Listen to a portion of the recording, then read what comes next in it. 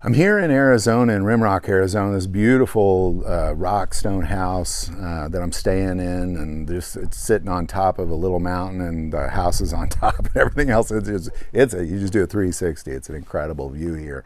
And I just left California this morning, and I just want to share that experience specifically about the Satanism in that house, because it was very interesting. I want to start by saying that the house that I stayed in last night in LA was a Satanist house. The art was very satanic. There was a skull that had a star and just a lot of really weird writings. It's funny, I was talking to my wife, I was showing her, FaceTiming her and showing her that skull, and as I was showing it to her, I was reading to her what it said, and she just said, I wouldn't say that stuff out loud. And right away I stopped. I was like, all right, whatever's here, get out in the name of Jesus Christ out loud. But anyhow, when I got to the house, and I just kind of, the whole thing felt, it was like you could sense something was there. It was almost like an odor, but not an odor. It was just spiritual evilness. And even my dog sensed it. Like, he just was uneasy. He's a very laid back dog. If you've met my dog, you could just walk up to him and pick him up. He won't be bothered by any of that. And he was very concerned with what was in that house. He growled all night long, and there was a strange thing that happened the first night I was there. Well, I put the skull outside. I wasn't going to sleep in that house with that thing. And then I walked around and I audibly prayed over the house. I cast out demons in the name of Jesus Christ, and then I felt pretty good about it. Here's what I know. The demons that were in that house, they had to sleep on the street that night. They slept outside. And I know that to be so because I heard them outside. And I know that sounds crazy too, but at one point, we just kept hearing stuff outside, and the dog just kept barking, and there was at one point I was asleep, and this big whish of wind or something just went past the bedroom window. It almost just sounded like, I don't know, like a train went by the window, but without the noise of the tracks or the engine, just the whishing of the wind went by the window just quickly. And my dog immediately woke up and started barking at it. And, then the next day, for some reason, the homeowner decided he just straight up, like what the original agreement was that there were, what it said on Airbnb, you can entertain up to 6 guests. So then when I reached out and said, hey, we got 10 to 15, is that okay? Everything was fine up until the next morning.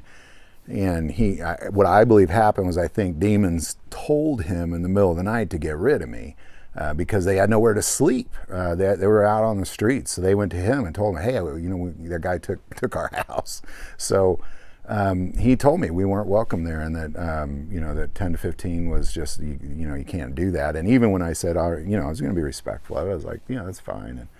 And went out and met people in the streets, and as they pulled up, and just told them we're going to go down to the ocean and we'll just meet there.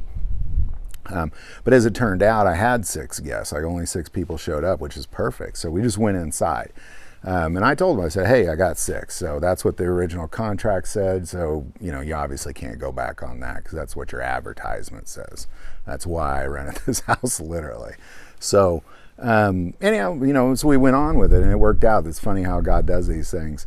And as we had it, we all just kept hearing. It was as if somebody was in the house in a weird way. It was as if, like, we'd hear doors open and stuff. There were several times throughout both nights I went and I checked closets. I was just looking into bathrooms, like everywhere. Like, is there something in the shower? Is there things hiding in the closets or the cabinets? Like, you just kept hearing weird stuff. And then the final night I was there, actually everybody that came there, we all prayed over the house and prayed over me. And I'm real honest, I was scared to stay that night. It was about 10 o'clock at night, and I actually thought about driving to Vegas. I thought, well, I definitely can't make it 9 hours to Arizona. Puts me at about 8 in the morning. I was already pretty darn tired. But I thought maybe I could make it to Vegas, and I Googled, and it was a little over 4 hours. So I went in and just stayed at the house one more night, just to hear creeping things outside, man. Just almost like things were crawling all over the outside of the house is all the best way I could describe it. And so then when I left, I didn't want to be responsible for whatever creepy, crazy satanic art that was, so I brought that back in. But I turned it around. I had it facing the wall. I couldn't put it back up there facing out. I just wasn't going to do it. I really wanted to crush it. I kind of want to go back and crush it. Maybe I should have. I think I'll always desire to have crushed that skull. Oh well. So there you go. That's 2 nights in a satanic house. That's what it's like. If you ever wonder what it's like to stay in a Satanist house, that's what it's like. I guess you can find it on Airbnb. So love to hear your thoughts on all that. Put in the comments below. If you like this video, click like and subscribe. If you feel called to support this channel through Patreon, that link is also below. But the most important part of this channel is we take prayer requests, so never hesitate to send that in.